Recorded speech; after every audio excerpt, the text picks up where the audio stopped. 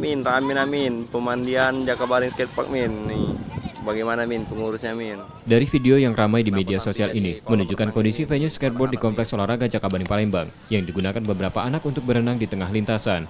Masih dari video yang viral ini, arena skateboard terlihat seperti kolam renang. Pengelola kawasan olahraga Jakabaring menerangkan, tergenangnya arena skateboard itu karena hujan dengan intensitas tinggi.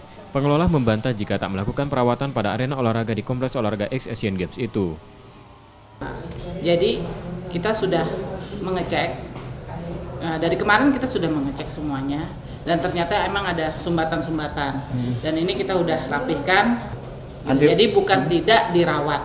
Satu lagi, sekali lagi saya ini sama sekali venue-venue yang di Jakabaring ini semuanya kita rawat. Pengelola juga membuka kesempatan pengurus cabur dan komunitas untuk menggunakan venue tersebut untuk latihan. Nur Muhammad, Kompas TV, Palembang.